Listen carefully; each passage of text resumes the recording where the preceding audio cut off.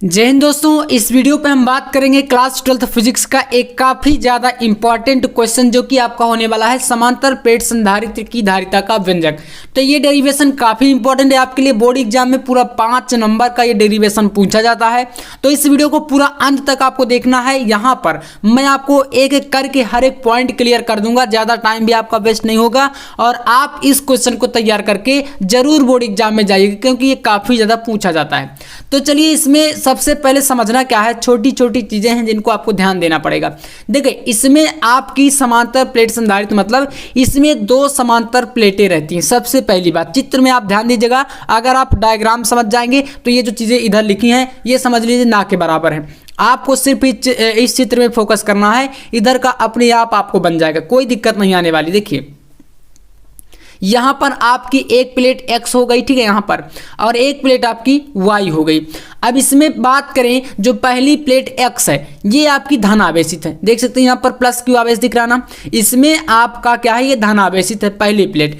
और इसी के पास जो दूसरी प्लेट रखी है y, ये आपकी ऋण आवेशित है। देख पा रहे हैं, एक तरफ आपका इधर ऋण आवेश है और इधर की तरफ जो चार्ज है आपका प्लस, वो आपका यहाँ से बीज पॉइंट दिख रहा है, ये पृथ्वी से कनेक्ट है, मतलब पृथ्वीकृत है, ठीक है ना। तो जो इधर का चार्ज है वो पृथ्वी में चला जाता है, मतलब पृथ्वी से कनेक्ट है। ये इस प्रकार का जो आपको चिन्ह दिख रहा है, ये पृथ्वी कनेक्ट है, ठीक है ना, मतलब पृथ्वीकृत है। आप देखिए, इतना ए बी और ये जो भी चीजें समझ गए। यहाँ पर इन दोनों प्लेटों के बीच की दूरी भी आपके यहाँ पर स्मॉल डी है, ये भी समझ लीजिएगा।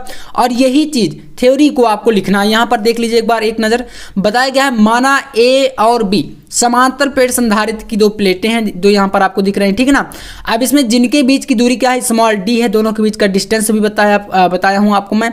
और इसके बाद कह रहा था उनमें से प्रत्येक का क्षेत्रफल ए है, यानी कि इस क्षेत्र प्लेट का भी क्षेत्रफल आपका कैपिटल ए होगा और दूसरी वाली जो प्लेट है इसका भी क्षेत्रफल आपका कैपिटल ए होगा। आप देखिएगा, दोनों के मध्य के परावैद्युतांक वाला माध्यम है, दोनों के बीच में क्या है, के परावैद्युतांक का माध्यम भी रखा गया है, ये चीज बता रहा है, ठीक है ना। ये तो बेसिक है। यहां से थोड़ा सा ध्यान समझिएगा, इसमें क्या कह रहा है, देखिए इसमें बताया गया है कि प्लेट ए को प्लस क्यू आवेश देने पर, जो हमारी देखिए पहली वाली प्लेट है ये, इसको हम जब प्लस क्यू आवेश से कनेक्ट करते हैं या प्लस क्यू आवेश इसको देते हैं, तो कह रहा है कि देने पर समीपवर्ती जो बी प्लेट है दूसरी वाली, ये इसी के पास ये वाली प्लेट है, तो बी के समीपवर्ती तल में माइनस क्यू आवेश तथा दूरवर्ती तल पर प्लस क्यू आवेश उत्पन्न हो जाता है। देखिए बेसिक से समझिएगा, इसमें कह रहा है कि जब आप इस प्लेट को धनावेश देते हैं, चार्ज देते हैं प्लस क्यू, तो जो ये पास में प्लेट रखी है इस प्लेट के समीपवर्ती तल, यानी कि इधर साइड का, ठीक है ना, बात करें तो ये जो इधर साइड पर रहा है ये माइनस आवेश से हो जाता है और जो दूरवर्ती बाहर की तरफ का पार्ट हो जाता है वो प्लस क्यू आवेश से धनावेशित हो जाता है, जिस प्रकार से पृथ्वी में चला जाता है। तो यही चीज यहाँ पर बताया गया है। अब देखिए, जबकि प्लेट बी के दूसरे तल का संबंध पृथ्वी से होता है, जो कि मैंने बता दिया, इसलिए जो प्लस क्यू आवेश जो बाहर की तरफ उत्पन्न हो रहा है वो पृथ्वीकृत हो जाता है, पृथ्वी में चला जाता है। इतना थ्योरी समझना है, इतना क्लियर है ना। अब चलिए गणितीय व्याख्या को हम जानेंगे। यहां से आपको एक फार्मूला पता होना चाहिए, प्लेटों का पर आवेश का पृष्ठ घनत्व, इसका सूत्र आपका होता है सिग्मा बराबर क्यू अपॉन ए। आवेश का पृष्ठ घनत्व मतलब होता है जितना भी आवेश है उसके पूरे क्षेत्रफल पर होना चाहिए, मतलब आवेश घनत्व, पृष्ठ आवेश घनत्व, यहाँ पर सिग्मा से इसको व्यक्त करेंगे और सिग्मा बराबर हो जाता है क्यू अपॉन ए, ये सूत्र है। अब इसके बाद आपको क्या लिखना, देखिए लिखेंगे प्लेटों के बीच में किसी बिंदु पर, यानी प्लेटों के बीच, यानी ये जो प्लेटें हैं दोनों ना, इनके बीच पर किसी बिंदु पर कह रहा है कि किसी बिंदु पर वैद्युत क्षेत्र की तीव्रता ई जो होती है वो होती है सिग्मा अपॉन एप्सिलॉन, ठीक है ना, जो कि एप्सिलॉन होता है, ये इसके बराबर होता है के एप्सिलॉन नॉट के बराबर, ठीक है ना। तो ई बराबर आपका अभी देखिए काम आएगा, इसको याद रख लीजिएगा। यहाँ पर सिग्मा जो है ना, ये आवेश पृष्ठ घनत्व, तो इसी को हम यहाँ पर रखेंगे अभी, ठीक है ना, ध्यान से। तो ये चीज आपको इतना समझ में आई, मतलब एप्सिलॉन जो ये सूत्र हो गया विद्युत क्षेत्र की तीव्रता है प्लेटों के बीच के लिए, ठीक है ना, कोई भी 2 प्लेटें हैं उनके बीच के लिए ये विद्युत क्षेत्र की तीव्रता का सूत्र है। अब इसमें एप्सिलॉन बराबर होता है के एप्सिलॉन नॉट, परावैद्युत की शीलता है, ठीक है ना, वैद्युतशीलता है। देखिएगा यहां से क्या करना है आपको, बहुत ही सिंपल सा तरीका है। इसमें क्या करेंगे, जो आपका E बराबर यहाँ पर क्या आया था, E बराबर है एफ सिग्मा अपॉन एप्सिलॉन। तो सिग्मा बराबर क्या दिया गया है यहाँ पर Q अपॉन A। तो इस एप्सिलॉन इस सिग्मा की जगह पर इस पूरी वैल्यू को रख देना है आपको, ठीक है ना। तो इस फार्मूले में बनेगा, देखिए E बराबर Q अपॉन A, यानी कि सिग्मा की जगह पर ये रख दिए, और बटे में जो एप्सिलॉन है ये इसकी जगह पर के एप्सिलॉन नॉट रख देंगे, क्योंकि यहाँ पर भी बताया गया है। तो ये बनेगा Q अपान A और whole upon A epsilon naught. जब इसको पूरा सेपरेट करेंगे तो ये E बराबर बन जाएगा Q, और ये के एप्सिलॉन नॉट A के गुणे में चला जाएगा, तो के एप्सिलॉन नॉट A बन जाएगा, ठीक है ना।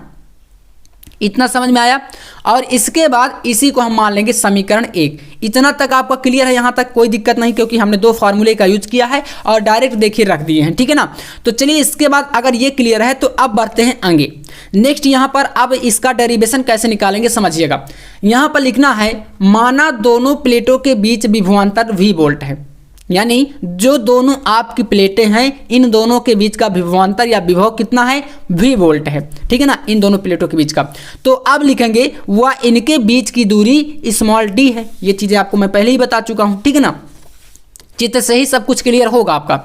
और इसके बाद यहाँ पर लिखेंगे, अतः प्लेटों के बीच वैद्युत क्षेत्र। देखिए अब यहाँ पर एक नया सूत्र तैयार होता है, इतना तक क्लियर कर लीजिएगा। ये दो सूत्रों से आए, विद्युत क्षेत्र की तीव्रता से और आपका आवेश पृष्ठ घनत्व, प्लेटों के बीच के पृष्ठ आवेश घनत्व से। ये चीज आपका बना है समीकरण 1।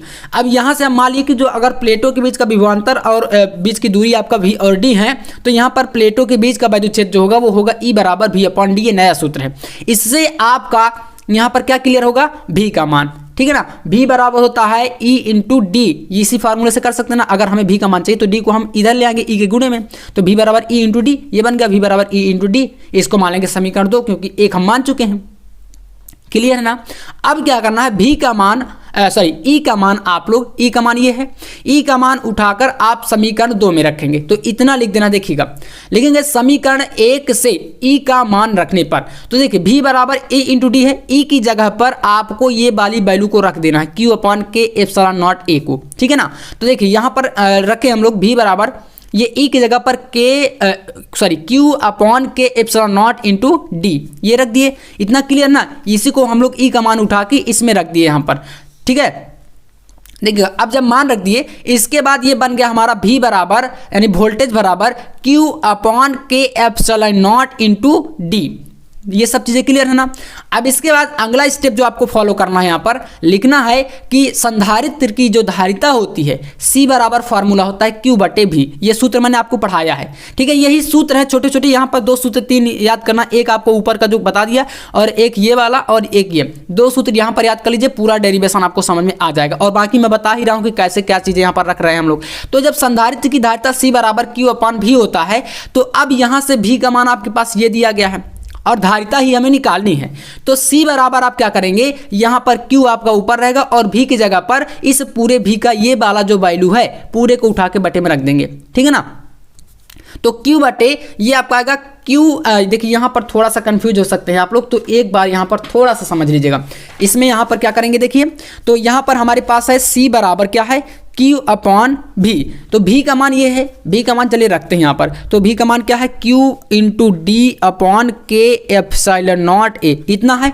अब यहाँ से देखिए क्या बनेगा, C बराबर आपका हो जाएगा यहाँ पर Q से तो Q कैंसिल हो जाएगा, ये वाला वैल्यू पूरा ऊपर जाएगा, है ना। ये आपका यहाँ पर पहुँच जाएगा, सबसे बटे का है ना, मतलब हर का ऊपर चला जाएगा। तो के एप्सिलॉन नॉट A और बटे में क्या बचा, D बच गया।